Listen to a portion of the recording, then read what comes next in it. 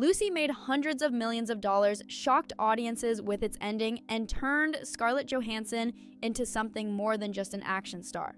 For most movies, that kind of success guarantees one thing: a sequel.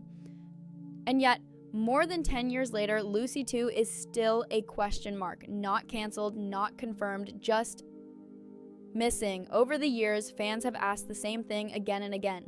Why did it take so long? The answer isn't simple. Lucy 2 wasn't delayed because of one bad decision or one missing actor. It was delayed because of a perfect storm of creative risk, Hollywood fear, and timing that never quite lined up. And once you understand what really happened behind the scenes, the long silence suddenly makes sense. When Lucy was released in 2014, almost no one expected it to explode the way it did. On paper, it didn't look like a safe hit. It wasn't based on a comic book or a famous franchise. It didn't follow the usual superhero structure. It mixed action with strange science ideas and deep philosophical questions. Most studios would normally avoid that combination. But Lucy didn't just succeed. It overperformed in a way that made Hollywood stop and stare. Made for around $40 million, the movie went on to earn more than $450 million worldwide. That kind of profit changes how studios think. Suddenly, Lucy wasn't just a movie, it was an opportunity. From the outside, a sequel felt inevitable. The numbers were strong. The audience interest was there. Scarlett Johansson was more popular than ever. In Hollywood, when a film earns more than 10 times its budget, the usual reaction is speed. Meetings happen quickly, ideas get pitched, contracts start being discussed. And at first, Lucy followed that pattern. Director Luc Besson openly talked about Lucy 2 in interviews. He admitted he didn't expect the first movie to be such a big hit, but once it was, the pressure to continue became real. Scarlett Johansson didn't say no either. She said she would return if the story was good enough. To fans, that sounded like a green light. But behind the scenes, something felt off. Lucy was never designed to be the start of a franchise. It was written as a single story with a very clear ending. Unlike most action movies, it didn't leave obvious doors open. There was no unfinished mission, no villain waiting in the shadows, and most importantly, no clear version of Lucy left behind to follow. By the end of the film, Lucy wasn't just powerful, she was no longer human in any normal sense. That created a problem Hollywood hates dealing with. How do you continue a story that already feels complete? Studios began asking uncomfortable questions early on. What is Lucy 2 actually about? Is Lucy still the main character, or is she something else entirely? Can you make an action movie when your hero has no limits? Those questions didn't have easy answers. And while fans were excited, excitement alone isn't enough to move a project forward. Hollywood runs on confidence. Confidence in the story, confidence in the direction, confidence that the sequel won't damage what made the original special. At the same time, real life started getting in the way. Scarlett Johansson's career was moving fast, faster than almost anyone expected. Marvel movies were locking her into long schedules. Big studio projects were competing for her time, and with each success, she gained more power to choose. She didn't need Lucy 2 to stay relevant. That meant the sequel had to earn her interest, not just her availability. Luc Besson was also juggling multiple projects, some of which struggled at the box office. That made studios more cautious. Suddenly, Lucy 2 wasn't something everyone was rushing toward. It became something everyone was thinking carefully about. As months turned into years, Lucy 2 slowly drifted into a strange place. Not canceled, but not moving forward either. Fans kept waiting for an announcement that never came. Interviews became vague, answers became careful. From the outside, it looked confusing, everything seemed to be in place, but inside Hollywood, Lucy had transformed from a surprise success into a creative risk. And that shift, more than anything else, marked the beginning of a very long wait. To understand why Lucy 2 struggled for so long, you have to look closely at how the first movie ended. Not just what happened, but what it meant. Most action films end in a very familiar way. The hero defeats the villain, the danger is over, and life returns to normal. That structure is important because it makes sequels easy. You take the same hero, give them a new problem, and send them back into action. Lucy did the exact opposite. Instead of returning to normal, Lucy left humanity behind entirely. By the final moments of the film, Lucy is no longer just a woman with enhanced abilities. Her brain capacity reaches 100%, and with that comes a complete transformation. She stops experiencing time like a human. She no longer needs a physical body. She doesn't fear death, pain, or loss. In the end, she becomes something closer to pure knowledge than a person. The movie doesn't show her surviving in the usual sense. It shows her evolving beyond everything familiar. That ending was bold, strange, and unforgettable. It was also the worst possible setup for a traditional sequel. From a storytelling perspective, Lucy's ending created a massive wall. Action movies depend on limits, the hero needs weaknesses, they need something to lose. Fear is what creates tension, but Lucy removed almost all of that. If Lucy knows everything and can control reality, what could possibly threaten her? How do you build suspense when the main character is essentially unstoppable? That question haunted every discussion about Lucy 2. Writers explored different ideas, but none of them felt right. If Lucy returned at full power, the movie risked feeling empty. No danger would feel real. Every conflict could be solved instantly. Audiences would be watching events unfold, not wondering what might happen next. On the other hand, if the sequel reduced Lucy's abilities, fans would feel betrayed. It would look like the story was moving backward just to justify another movie. That kind of move often feels cheap, and Hollywood knows audiences are quick to notice it. Luc Besson himself admitted this was a serious problem.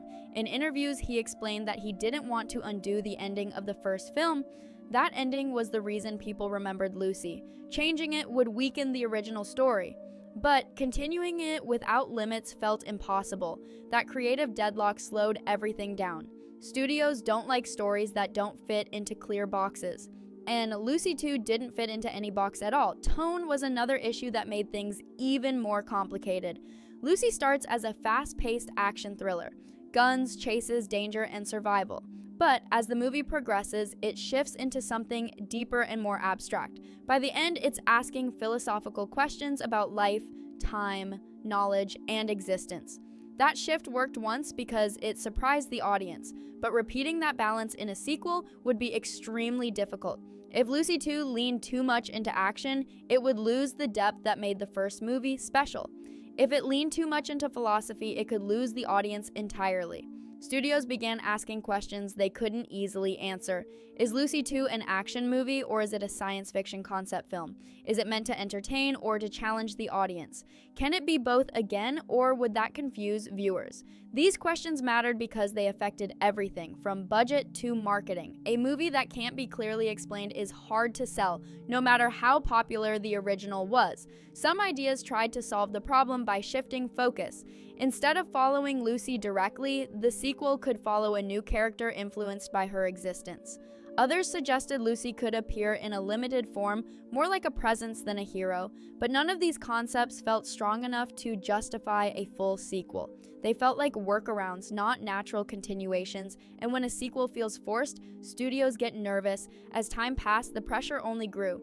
The longer Lucy 2 stayed in development, the more expectations increased.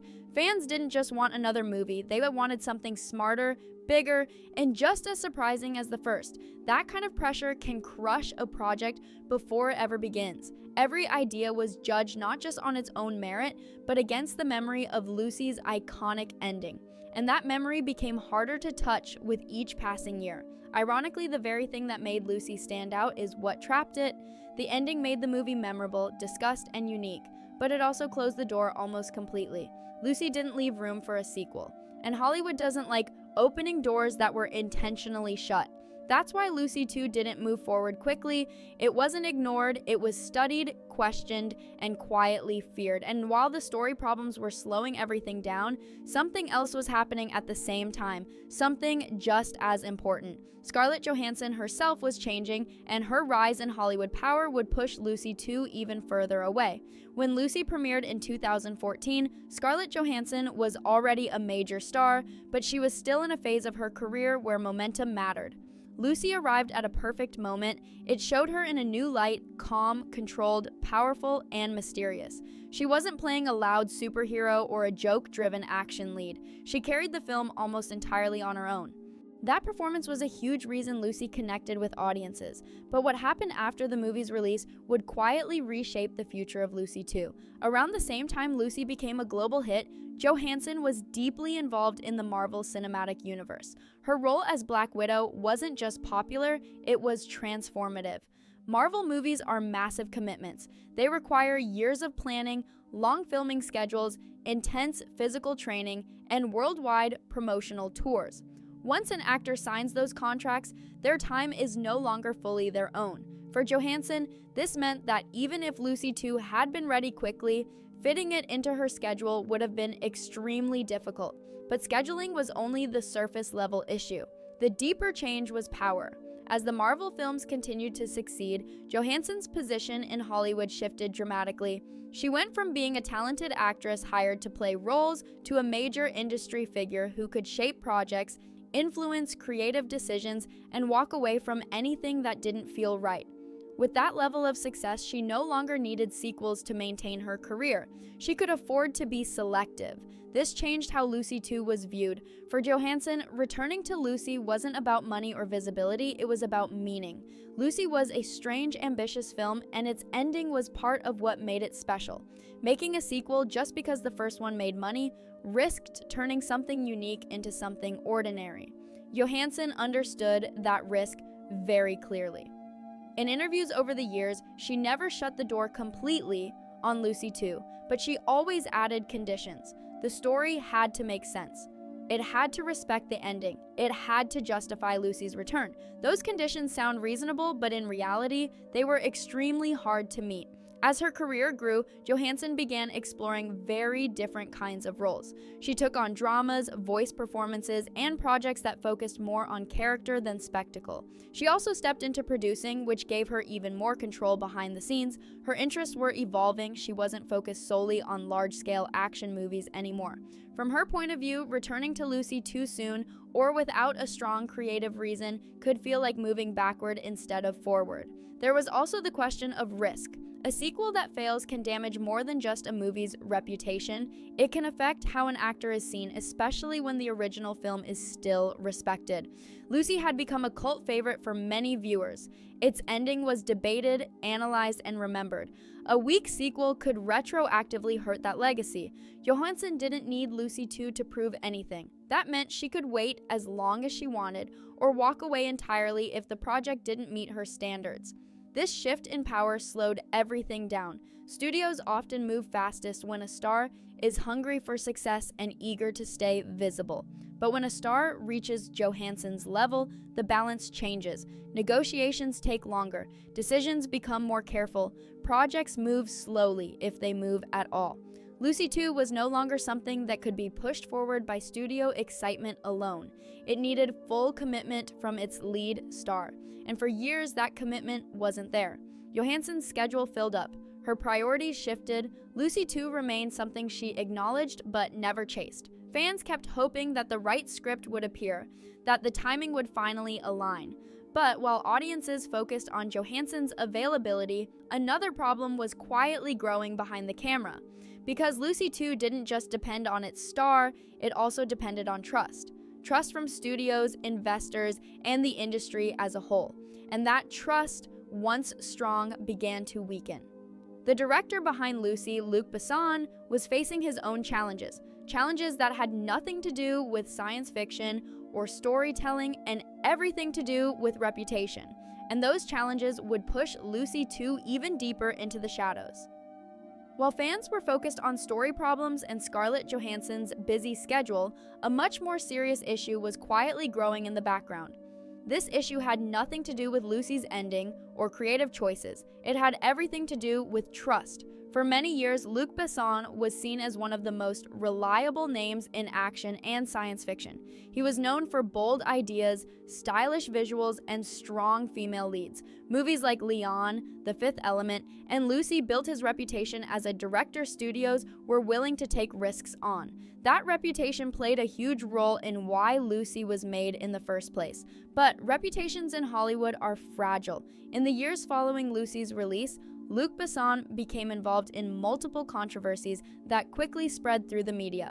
Even when legal situations are complex and not immediately resolved, Hollywood rarely waits for final conclusions. Studios are businesses first. They think in terms of risk, perception, and public reaction. When a director becomes controversial, every project connected to that name becomes harder to justify. This shift had a direct impact on Lucy 2. A sequel to a globally successful movie is not a small investment. It requires major funding, international distribution, heavy marketing, and insurance coverage. When uncertainty surrounds the creative leadership of a project, costs rise, investors hesitate, insurance companies become cautious, marketing teams worry about backlash. What once looked like a safe bet starts to feel dangerous. At the same time, some of Besson's later films struggled financially. Big budget projects failed to meet expectations at the box office or received mixed reactions from critics. In Hollywood, recent success matters more than past glory. A few disappointing results in a row can erase years of trust. Studios that once believed in Besson's vision began to step back. They didn't want to be the first to take a chance on a sequel tied to uncertainty.